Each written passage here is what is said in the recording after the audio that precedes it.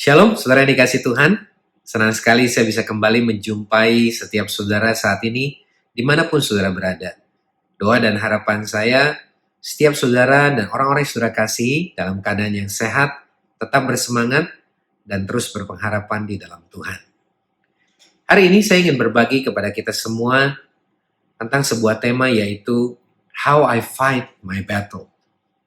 Saudara, tentu saja bukan hanya saat ini, tapi di masa yang akan datang dalam babak setiap kehidupan kita, ada peperangan, ada pertandingan yang kita hadapi. Dan salah satu kunci penting dalam menghadapi peperangan kita adalah bagaimana kita berperang. Nah, saudara, sebelum saya berbagi lebih lanjut tentang tema ini, mari kita sama-sama menaikkan sebuah pujian dan penyembahan kepada Tuhan. Lagu ini berjudul Surrounded, Fight My Battle. Amanda Tandiari, atau yang biasa saya panggil Mandy, akan memimpin kita dalam penyembahan ini. Dan saya percaya setiap kita lewat setiap lirik yang akan kita nyanyikan bersama-sama akan dikuatkan dan diberkati. Mari kita sama-sama datang kepada Tuhan.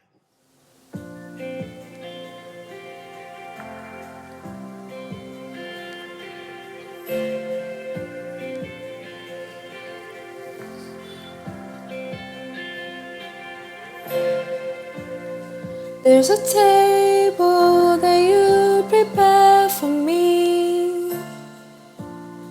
in the presence of my enemies. It's your body and your blood you shed for me. This is how I fight my battles.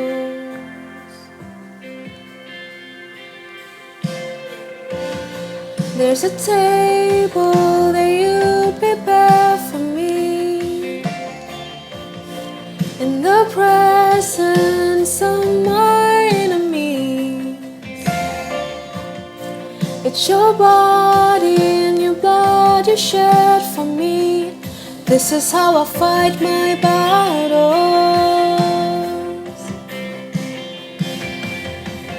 And I believe you overcome, and I will lift my song of praise for what you've done. This is how I fight my battles. This is how I fight my battles. This is how I fight my battles. This is how I fight my battles. This is how I fight my battles. This is how I fight my battles. This is how. In the valley, I know that you're with me, and surely your goodness and your mercy follow me. So my weapons are praise and thanksgiving. This is how I fight my battles.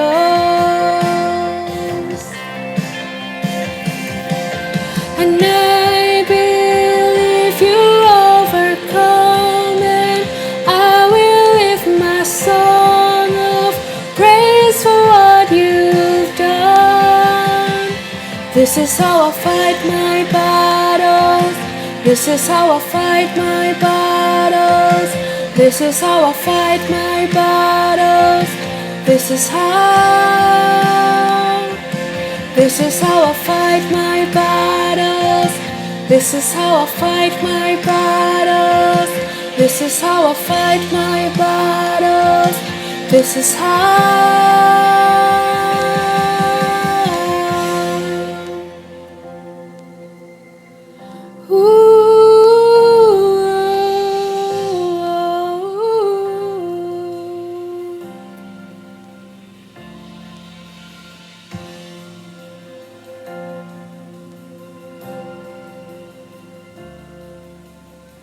It may look like I'm surrounded, but I'm surrounded by you. It may look like I'm surrounded, but I'm surrounded by you. It may look like I'm surrounded, but I'm surrounded by you.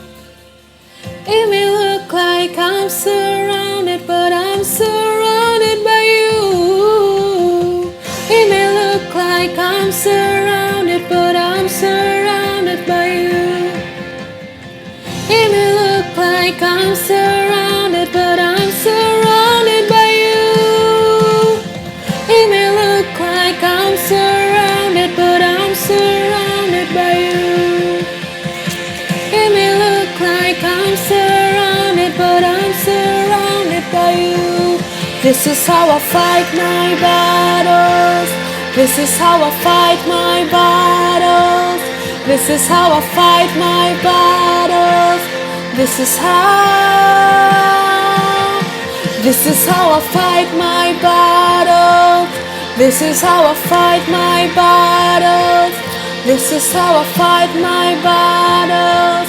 This is how. It may look like I'm surrounded, but I'm surrounded by you. It may look like I'm surrounded, but I'm surrounded by you.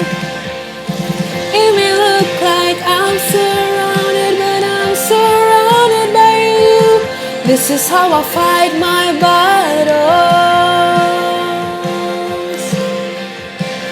This is how I fight my battles. This is how I fight my battles.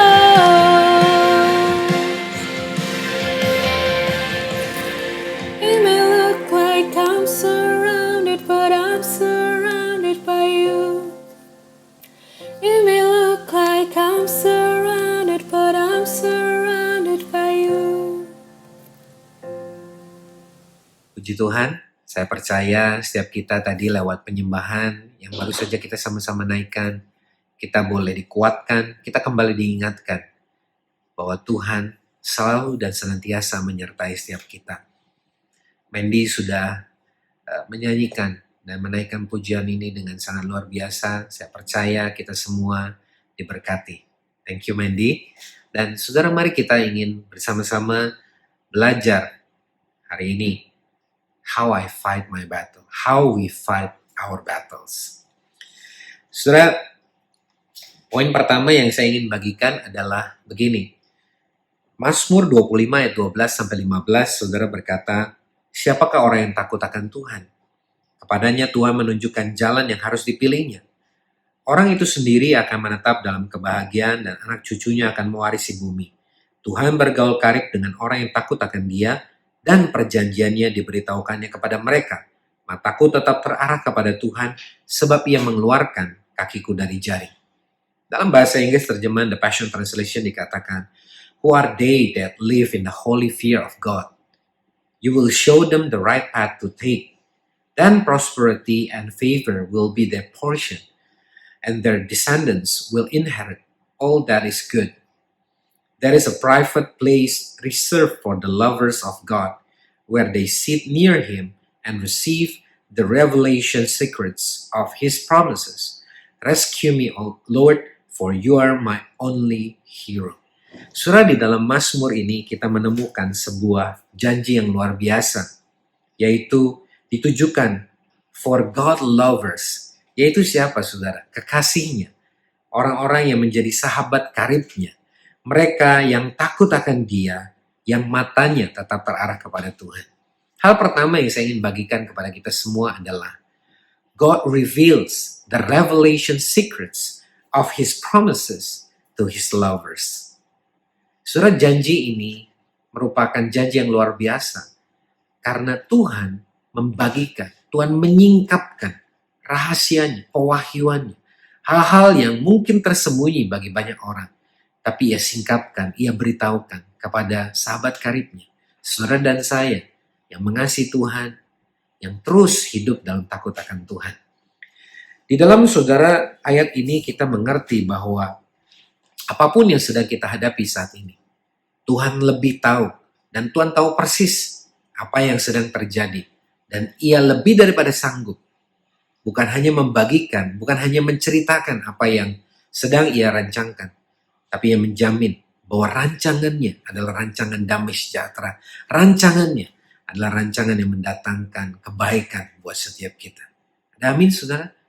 Oleh karena itu, mari kita menjadi orang-orang yang terus takut akan Dia, karib dengan Dia. Saudara, tentunya sahabat karib adalah pribadi yang tentunya saling berbagi, yang punya waktu, yang punya kedekatan. Tentunya saudara kita mau membangun hubungan yang dekat, yang intim, yang karib dengan dia.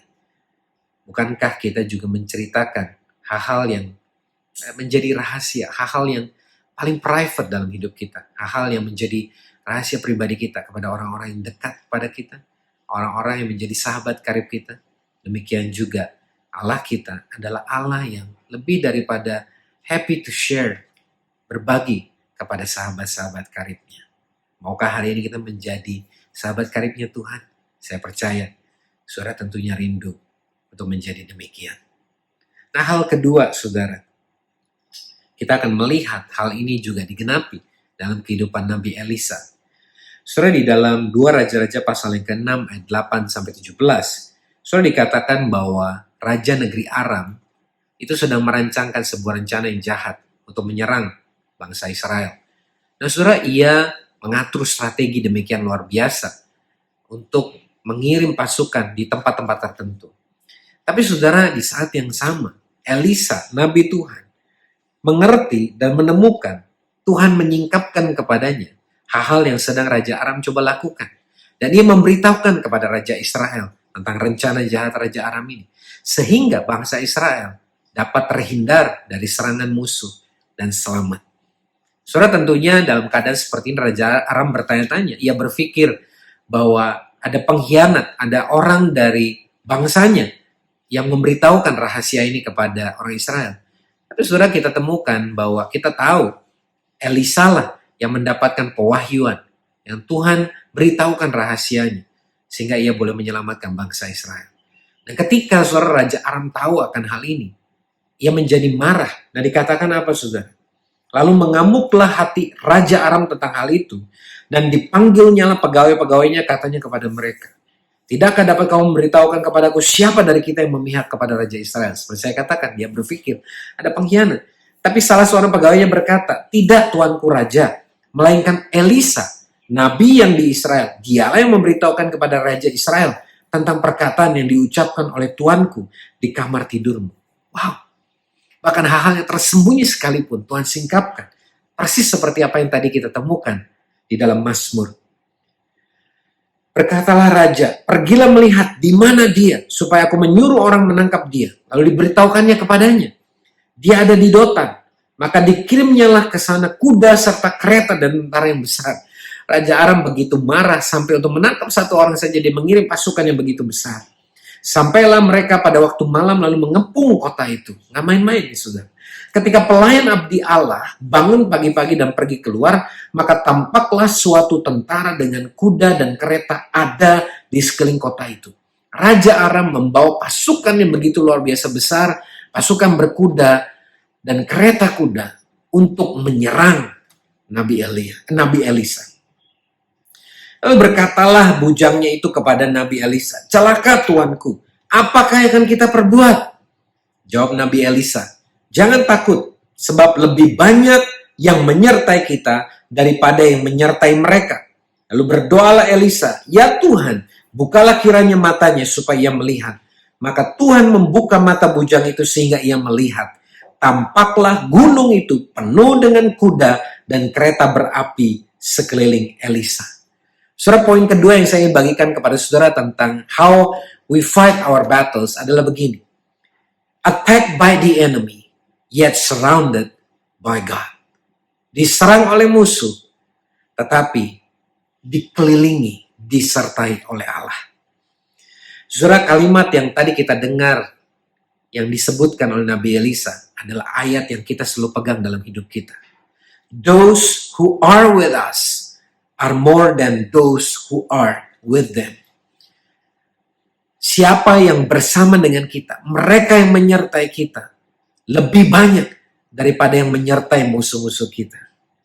Saudara bisa perhatikan bahwa kuda dan kereta yang menyerang Elisa melawan bukan hanya kuda dan kereta, tapi kuda dan kereta berapi yang Tuhan siapkan. Bukankah ini hal yang luar biasa? Makanya saudara, kita perlu berdoa supaya Tuhan menyingkapkan, Tuhan membukakan mata kita, sehingga kita bisa melihat. Nah, tentunya saudara dalam keadaan seperti yang Elisa hadapi, ini bukan hanya sekedar mata jasmani, tapi bujang Elisa perlu melihat dengan mata iman. Saudara, dalam menghadapi peperangan yang kita hadapi, kita nggak bisa hanya mengandalkan apa yang kita lihat dengan mata kita.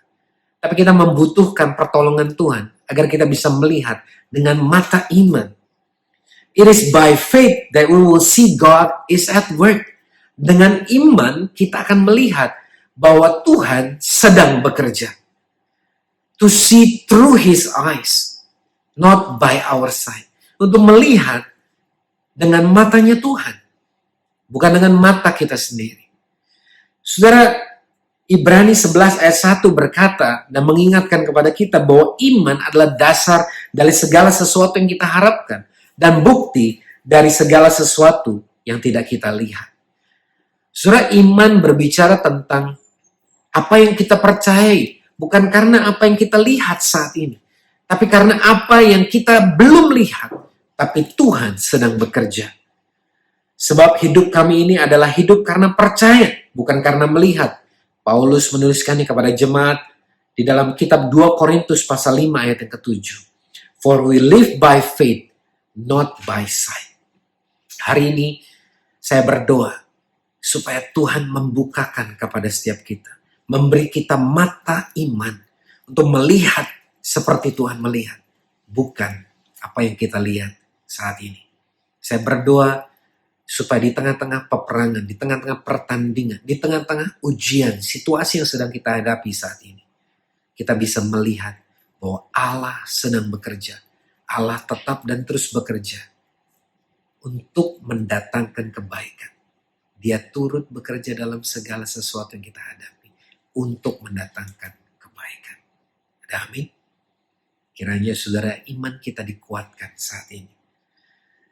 Dan yang ketiga, saudara, kitab Raja-Raja tadi, 2 Raja-Raja meneruskan kisahnya. Ketika orang-orang Aram itu kemudian turun mendatangi Elisa, Elisa lalu berdoa kepada Tuhan. Butakan kiranya mata orang-orang ini. Maka dibutakannya lah mata mereka sesuai dengan doa Elisa. Wow, Tuhan mengabulkan doa Elisa. Kemudian berkatalah Elisa kepada mereka, bukan ini jalannya dan bukan ini kotanya. Ikut aku, maka aku akan mengantar kamu kepada orang yang kamu cari. Lalu diantarkannya lah mereka ke Samaria. Segera sesudah mereka sampai ke Samaria, berkatalah Elisa, ya Tuhan, bukalah mata orang-orang ini supaya mereka melihat. Lalu Tuhan membuka mata mereka sehingga mereka melihat. Dan heran, mereka ada di tengah-tengah Samaria. Wow, saudara, ketika Elisa berdoa, Tuhan butakan mata orang-orang ini, maka orang-orang ini menjadi buta. Dan ketika Elisa berkata, Tuhan bukakan mata orang-orang ini, maka Tuhan membuka. Luar biasa, saudara. Demikianlah orang-orang yang hidupnya dekat, karib dengan Tuhan. Tuhan mendengar doa mereka. Saudara, apa yang terjadi? Bahkan Raja Israel kemudian bertanya, apakah mereka harus dibunuh? Tapi Elisa berkata, jangan. Biasakah kau bunuh yang kau tawan dengan pedangmu dan dengan panahmu? Tapi hidangkanlah makanan hidupan di depan mereka, supaya mereka makan dan minum lalu pulang kepada Tuhan mereka. Disediakannya lah bagi mereka jamuan yang besar, maka makan dan minumlah mereka. Sesudah itu dibiarkannya lah mereka pulang kepada Tuhan mereka. Sejak itu tidak ada lagi gerombolan-gerombolan Aram memasuki negeri Israel. Saudara, Elisa memberikan instruksi kepada Raja Israel. Jangan dibunuh, jangan ditawan, tapi beri mereka makan. Dan ketika mereka kembali kepada Raja Aram, saya membayangkan saudara, Raja Aram bukan hanya menjadi takut dan gentar, tapi begitu kagum bahwa Elisa disertai Allah yang begitu luar biasa. Dan ini menjadi sebuah peringatan yang keras kepada mereka, sehingga mereka tidak berani lagi menyerang. Bukankah ini hal yang luar biasa, saudara? Hal yang ketiga ini adalah apa? That God is fighting for us. Tuhanlah yang berperang bagi kita. Saudara, sebenarnya bukan kita yang sebenarnya punya kekuatan, kemampuan untuk berperang. Tapi kuasa Tuhan yang menyertai kita. Itulah yang berperang bagi kita. Bukankah Tuhan yang sudah memenangkan peperangan bagi kita? Itu sebabnya saudara, janganlah takut, janganlah gentar, dan janganlah khawatir. Kalau Tuhan yang berperang bagi kita, bukankah kita menjadi kuat dan penuh dengan iman. Dan kita akan melihat kemenangan demi kemenangan Tuhan berikan kepada kita yang mengasihi Tuhan. Demikian saudara seperti yang tertulis di dalam Ulangan pasal 13 ayat 4. Tuhan Allahmu harus kamu ikuti, kamu harus takut akan Dia, kamu harus berpegang pada perintahnya, suaranya harus kamu dengarkan, kepadanya harus kamu berbakti dan berpaut. Obey His commands, listen to His voice, and cling to Him. Saudara, inilah rahasianya. Kalau kita berpaut kepada Dia, hati kita berpaut kepada Tuhan, kita mendengarkan perkataannya dan mentaati perintahnya, maka semua janji Tuhan yang Ia berikan kepada kita pasti digenapi. Inilah janji Tuhan. Mazmur 91 ayat 1 berkata, orang yang duduk dalam lindungan yang maha tinggi dan bermalam dalam naungan yang maha kuasa. Inilah gambaran orang-orang yang hatinya berpaut kepada Tuhan. Di dalam ayat 11 ayat 16 kita membaca sebuah janji yang luar biasa. Sebab malaikat-malaikatnya akan diperintahkannya kepadamu untuk menjaga engkau di segala jalanmu. Mereka akan menatang engkau di atas tangannya supaya kakimu jangan terantuk kepada batu. Singa dan ular tedung akan kau langkahi. Engkau akan menginjak anak singa dan ular naga. Dalam bahasa Inggris, The Passion Translation dikatakan, you will even walk unharmed among the fiercest powers of darkness, trampling every one of them beneath your feet. Engkau bahkan akan berjalan tanpa luka, tanpa ada yang mampu melukai engkau di tengah-tengah kuasa yang paling mengerikan, kuasa kegelapan yang paling mengerikan sekalipun. Dan engkau akan menjatuhkan mereka, menundukkan mereka semua di bawah kakimu. Sungguh hatinya melekat kepadaku, maka aku akan meluputkannya, aku akan membentenginya, sebab ia mengenal namaku. Because you have delighted in me as my great lover, I will greatly protect you. Wow, Dia akan melindungi kita dengan luar biasa. Bila ia berseru kepadaku, akan menjawabnya. Aku akan menyertai dia dalam kesesakan. Aku akan meluputkannya dan memuliakannya. Dengan panjang umur akan kukenyangkan dia dan akan kuperlihatkan kepadanya keselamatan daripadaku. I will answer your cry for help every time you pray, and you will find and feel my presence even in your time of pressure and trouble. I will be your glorious hero and give you a feast. You will be satisfied with a full life and with all that I do for you will enjoy the fullness of my salvation. Bukankah luar biasa janji Tuhan kepada mereka yang hatinya berpaut kepada Tuhan, yang mendengarkannya dan mentaati perintahnya? Great protection, answers to our prayers, and His presence in time of trouble. Inilah yang Dia sebut dengan the fullness of His salvation. Janji yang Ia berikan bukan janji biasa, tetapi sebuah perlindungan yang luar biasa. Doa yang dijawab. Sama seperti Elisa, saudara. Ia bukan hanya disertai Tuhan, doanya dijawab. Dan ia diselamatkan dari bahkan sebuah kekuatan kuasa yang menurut ukuran manusia begitu mengerikan. Saudara, hari ini saya ingin kita semua boleh diingatkan lewat ayat ini. How we fight our battles. Bukan dengan kekuatan, bukan dengan kemampuan, bukan dengan pengalaman kita. Tapi justru bersama dengan Tuhan, kita sanggup melakukan segala perkara. Kenapa, saudara? Sebab Ia sudah memberi kita kuasa. Ia memberi kita kekuatan. Ia memberi kita kesanggupan untuk menghadapi peperangan yang Ia izinkan untuk kita hadapi. Bukankah Ia berkata, satu helai rambut saja tidak akan jatuh kecuali Ia tahu. Itu sebabnya, saudara, ayat terakhir yang saya ingin berikan kepada saudara hari ini. Matius 16 ayat 19, saudara, dikatakan di dalam terjemahan sederhana Indonesia. Aku akan memberikan kepadamu kunci-kunci kerajaan Allah. Dengan demikian, segala pintu yang kamu kunci di bumi ini akan terkunci juga di surga. Dan segala pintu yang kamu buka di bumi akan terbuka juga di surga. New Living Translation dikatakan, and I will give you the keys of the kingdom of heaven. Whatever you forbid on earth will be forbidden in heaven. And whatever you permit on earth will be permitted in heaven. Saudara, the keys of the kingdom of heaven have been given to you to open the closed doors. Pintu-pintu yang tertutup, jalan-jalan yang tertutup bagi hidupmu.